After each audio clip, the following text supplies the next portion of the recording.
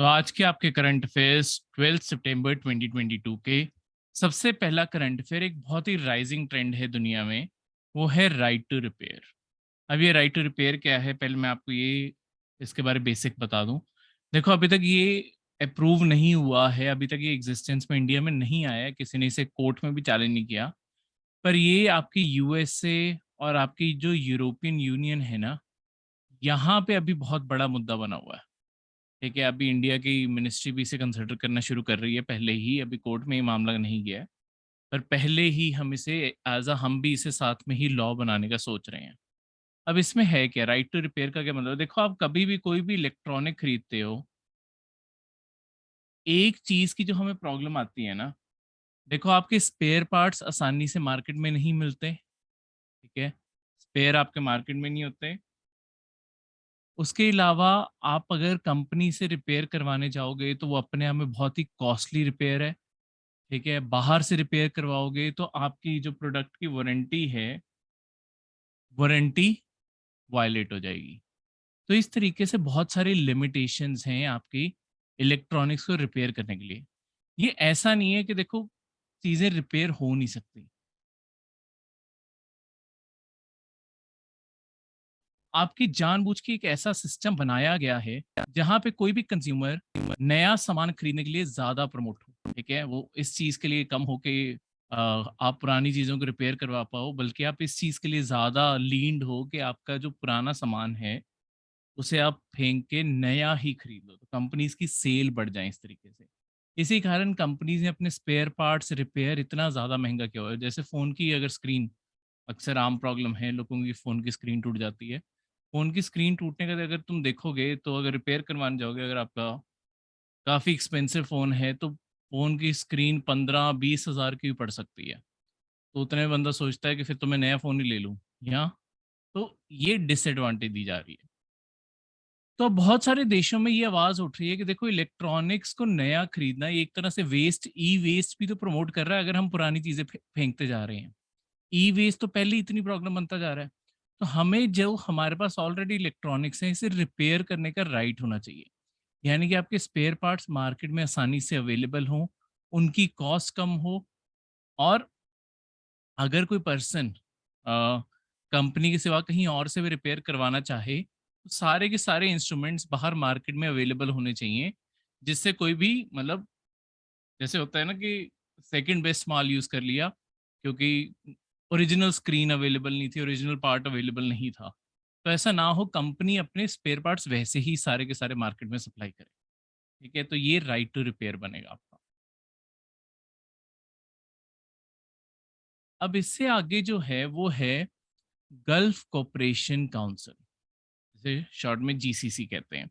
देखो, ये 6 देशों की ग्रुपिंग है। 6 देश कौन से? Bahrain, Kuwait, Oman, Qatar, Saudi Arabia और UAE.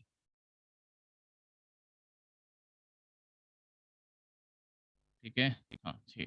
बहरान, Kuwait, Oman, Qatar, Saudi Arabia और आपका यूएई। ठीक है, अगर मैं आपको मैप पे दिखाऊं, ये आपका जो ये सारे एरिया को ही गल्फ का एरिया बोला जाता है। तो इसके ऑलमोस्ट सारे कंट्रीज आ गए। ये कुवैत आ गया, यहाँ पे ये छोटा सा देश बहरान है, ये कतर आ गया आपका, ये यूएई आ गया, ये ओमान आ गया और ये सऊदी अरेबिया। यमन अभी इसका नहीं पार्ट है। यमन बेसिकली क्योंकि उसकी मेंबरशिप सस्पेंडेड पड़ी है, वो उसे मेंबर बनने का मौका नहीं मिला, क्योंकि यहाँ पे सिविल वॉर छिड़ी पड़ी है। इसलिए ये कंट्री अपने आप में पूरी तरीके से वॉर में है। ठीक है, हम जब भी कन्फ्लिक्ट्स के बारे पढ़ते हैं, हम ज़्यादातर वो कन्फ्लिक्ट्स के बारे पढ़ते हैं जहाँ पे वेस्ट हमें पोर्ट्रे करता है जो। ठीक है, तो ऐसे भी कन्फ्लिक्ट्स दुनिया में चल रहे हैं जिनके बारे हम सुनते ही बहुत कम है। उनमें से एक चीज़ है यमन। यहाँ पे बहुत ही ज़्यादा ब्रूटल वॉर छिड़ी हुई है। ठीक है, यमन के देश में। अब ये जीसीसी का काम क्या है? देखो, ये एक regional intergovernmental political and economic union बनाई जा रही है। यानी कि ये जितने भी गल्फ के देश हैं, ये अपने आप को पॉलिटिकली, इकोनॉमिकली ज़्यादा अलाइन करने के लिए, जैसे आपके यूरोप ने यूरोपियन यूनियन बनाई हुई है, यूरोप के ज़्यादातर देशों ने, वैसे ही ये एक अपने लिए एक ऐसी ऑर्गेनाइजेशन बनाना चाहते थे जहाँ पे एक सिंगल फ्रंट पे ये सारे मिलके काम कर सके, एक साथ अपने आप को रिप्रेजेंट कर सकें, कोई भी इनके ऊपर एक्सटर्नल इन्फ्लुएंस है उसे कम कर सकें। अगर इनमें से किसी, देखो ये ज़्यादातर जो देश हैं, ये ज़्यादातर आपकी मोनार्कीज हैं। ठीक है, यहाँ पे राजे हैं। अब ये जो राजे हैं आपके, इन्हें हमेशा ये डर तो रहता ही है ना कि हमारा कहीं तख्ता पलट ना हो जाए। तो अगर ये सारे 6 के 6 देश एक साथ जुड़ के रहेंगे, अगर एक भी देश में कहीं पे भी खतरा आया, ये बाकी सारे हेल्प कर सकते हैं वहाँ पे वो रिबेलियन को कुचलने में, ताकि सबकी कुर्सियाँ सेफ रहें। तो इस कारण इन्होंने ये 1981 में ये काउंसिल बना लिया था। ठीक है, काउंसिल बनाने के बाद इन्होंने लॉन्ग टर्म 2001 में इन्होंने एक एम सेट किया कि हम अपनी कस्टम यूनियन, कॉमन मार्केट और कॉमन करेंसी बनाते हैं, जैसे यूरोपियन यूनियन की है। यूरोपियन यूनियन के ज़्यादातर देशों ने अपनी कॉमन करेंसी यूरो बनाई हुई है। ठीक है, कॉमन मार्केट उन्होंने जो यूरोपियन यूनियन बनाई, कस्टम और कॉमन मार्केट उन्होंने ऐसे इस्टेब्लिश की है कि शिगैनिगन वीज़ा एग्जिस्ट करता है, एक चीज़ होती है शिगैनिगन एरिया। उसके अंदर क्या है, जो भी यूरोपियन कंट्रीज उससे साइन करती हैं, उन कंट्रीज को आपस में सारी बॉर्डर खत्म करनी पड़ती है। उसका क्या मतलब है, कोई भी सामान, गुड, पीपल और मनी बिना किसी रिस्ट्रिक्शन के एक दूसरे की कंट्री में ओपनली फ्लो कर सकता है।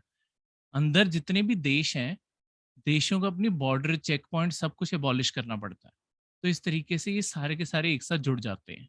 तो यूरोपियन यूनियन ने ऐसे ही शिगारिंगन एरिया बना के रखा हुआ है।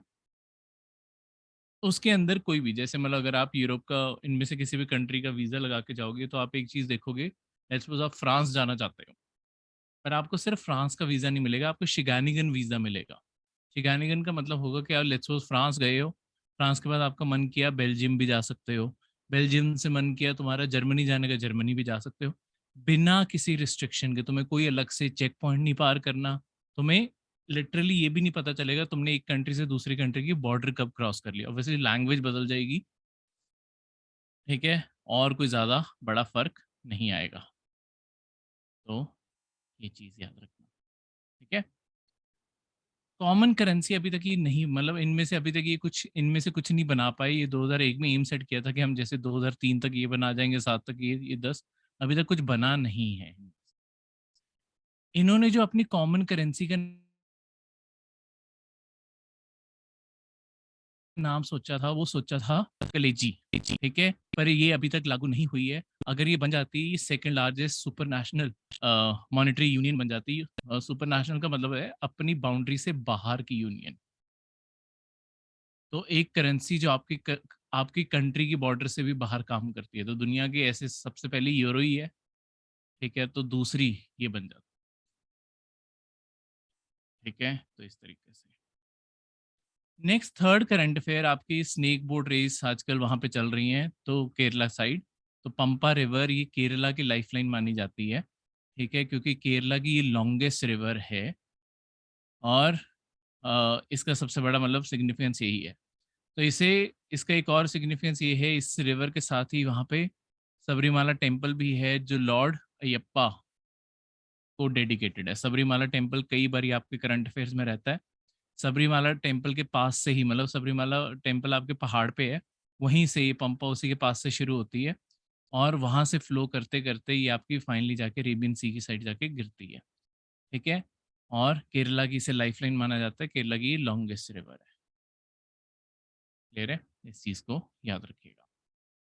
नेक्स्ट है सेला पास। कुछ आज ज़्यादातर ज्योग्राफी के रिलेटेड ज़्यादा करंट अफेयर हैं। सेला पास बेसिकली क्या है, सेला पास आपके अरुणाचल प्रदेश में पड़ता है। ये इंडिया और तिब्बत, एक साइड पे इंडिया हमारा देश और दूसरी साइड पे तिब्बत जब चाइना के कंट्रोल में है, उसके बीच में सेला पास पड़ता है, ठीक है।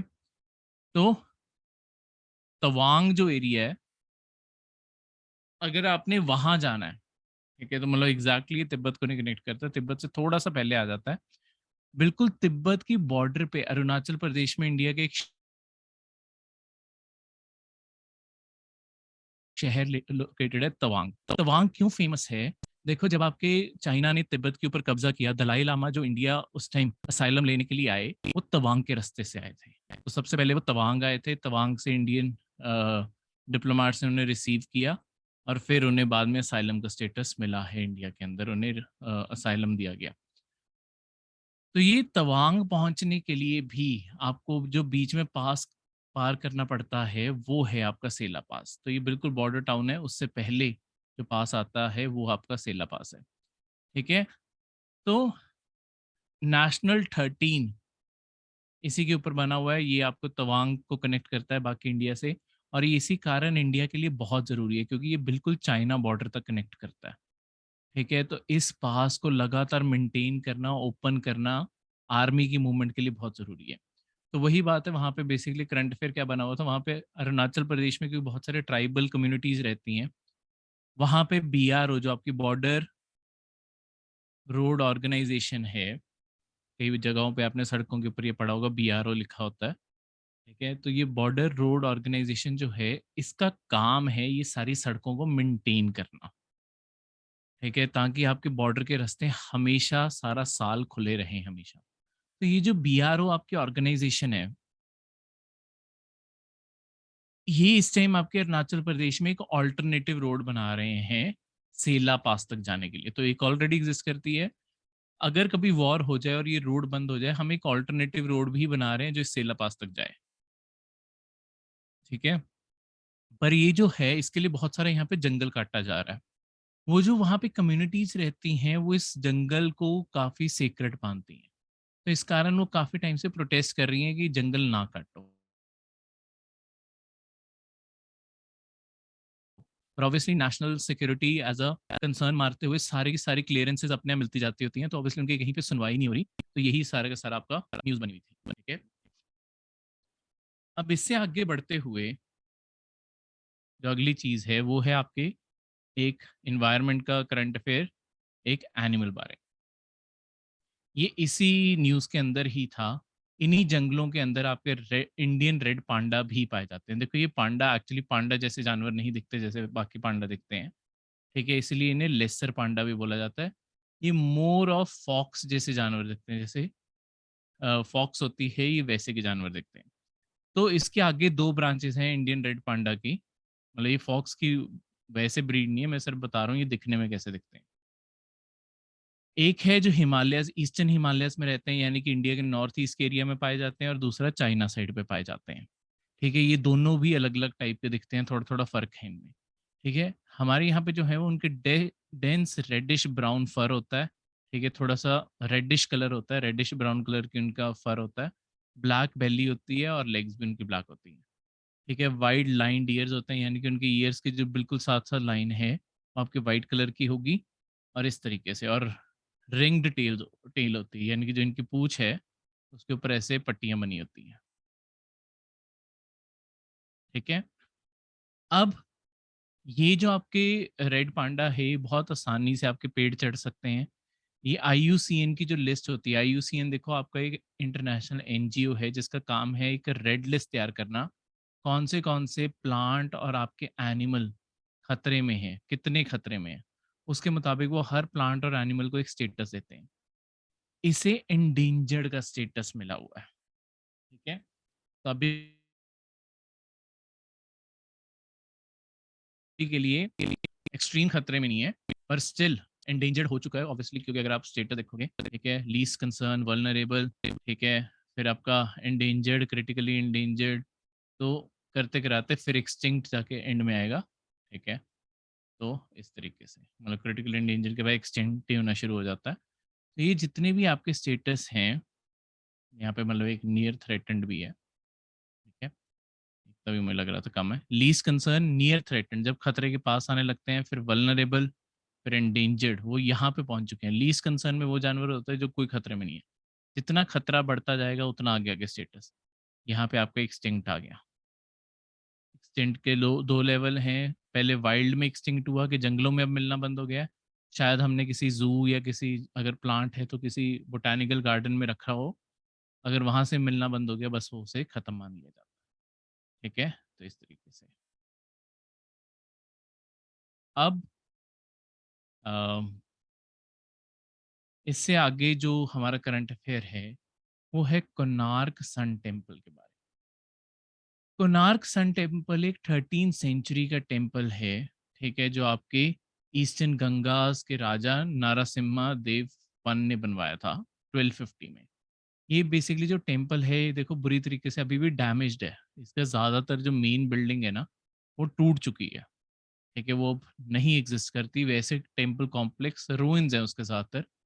ठीक है, तो उसके अलग अलग थ्योरीज हैं कि शायद इन्वेजन में टूटा था या नेचुरल कॉजेज रहे हैं, चलो वो अलग चीज़ है, पर इसका बहुत बड़ा कॉम्प्लेक्स टूट चुका है।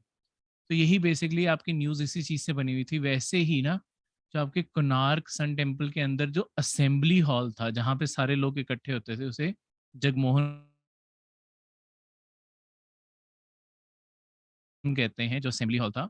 जगमोहन जो था वो ब्रिटिश के टाइम पे ना वो भी दिख रहा था कि वो टूट जाएगा। ब्रिटिश ने उसे स्टेबल करने के लिए क्या किया था, उसके अंदर सारा सैंड भर के उसे स्टेबल कर दिया था। ठीक है, मिट्टी भर के सारा का सारा वैसे ही, वो नीचे को ऐसे सेटिंग थी, सारी उसके अंदर मिट्टी भर दी है ताकि वो टेम्पल टूटे ना। पर उसके कारण अब ऑब्वियसली वो चीज़ एक्सेसिबल नहीं रही है, ठीक है? पर उस ज़माने पे यही बेस्ट तरीका होता था कि अगर आपने किसी स्ट्रक्चर को टूटने से बचाना है, तो उसे मिट्टी से ढक दो, ठीक है?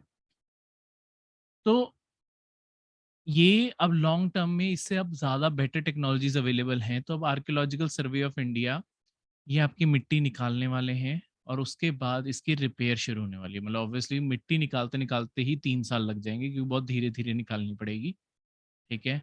और 3 साल बाद इसका रिपेयर का काम शुरू होगा ताकि ये असेंबली हॉल बच सके, ठीक है? अ, तो इसे ये उड़ीसा में लोकेटेड है और बिल्कुल कोस्ट लाइन पे लोकेटेड है पुरी सिटी की, ठीक है? इसी कारण देखो पुरी शहर में एक और भी आपका टेम्पल मशहूर है जगन्नाथ का। तो ये जो 2 टेम्पल्स हैं, इन्हें ये ना समुंदर से दिखते हैं। मतलब तो जब पुराने ज़माने में ट्रैवलर्स आते होते थे ना, उन्हें ये दूर से दिखते होते थे। कोणार्क सन टेम्पल को आपके ना ब्लैक पगोड़ा बोला जाता था। क्यों? क्योंकि ये दूर से जो इसका सारा स्ट्रक्चर है ना, वो काले रंग का दिखाई देता था। जो जगन्नाथ का टेम्पल है, उसे व्हाइट पगोड़ा बोला जाता था क्योंकि वो दूर से व्हाइट से कलर का दिखता है। तो ये एक बहुत बड़ी निशानी बनती होती थी कि हाँ, आपके ओडिशा का कोस्ट आ गया है, ठीक है? उस टाइम ऑब्वियसली ओडिशा नाम नहीं था अपने आप में, अलग-अलग आपके एम्पायर्स एग्ज़िस्ट किए हैं, पर जगन्नाथपुरी का उसे व्हाइट पगोड़ा और इसे ब्लैक पगोड़ा, ठीक है?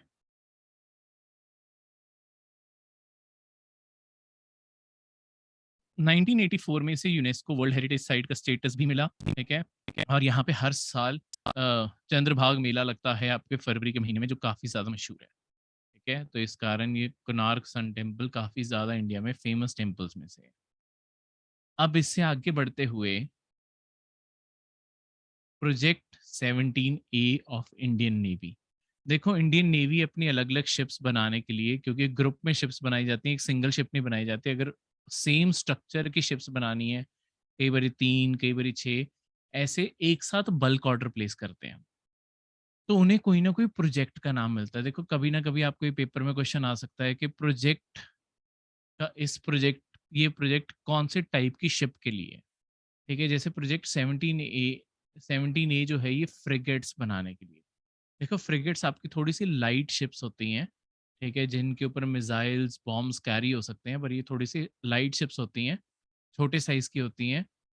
इस कारण ये बहुत ही स्पीड से ट्रैवल कर पाती हैं। बाकी वॉरशिप से कंपैरिज़न में ये ज़्यादा स्पीड पे ट्रैवल कर पाती हैं। तो अलग-अलग रिक्वायरमेंट के मुताबिक शिप्स आपकी बनाई जाती हैं। तो ये 17 ए जो है, जो अल्फ़ा प्रोजेक्ट है पूरा, ये फ्रिगेट्स के लिए है। ये 2019 में शुरू हुआ था। अभी जो न्यूज़ आई है, इसका जो 3rd स्टेल्थ फ्रिगेट है, वो आपका बन के तैयार हो चुका है, ठीक है? पहले 2 जो थे, सबसे पहला जो इसमें से बन के आया था 2019 में नीलगिरी के नाम से, 2022 के मई के महीने में उदयगिरी और अब आपकी तारागिरी। ये जो तीनों नाम है, देखो अब ये जितना भी प्रोजेक्ट जब भी इंडियन नेवी देती है ना, इनके नाम हमेशा पहले से सोचे होते हैं। नामों का ना हमेशा कोई ना कोई सीक्वेंस होता है। यहाँ तो हम शहरों के नाम पे कई बारी रख देते हैं, कई बारी फिशेज़ के नाम पे रख देते हैं। कोई ना कोई एक सिंगल चीज़। तो ये जो आपके इंडिया के अंदर यहाँ पे मतलब इनके नाम यूज़ किए जा रहे हैं, ठीक है? तो ऐसे आपको पेपर में क्वेश्चन बन सकते हैं। उसके अलावा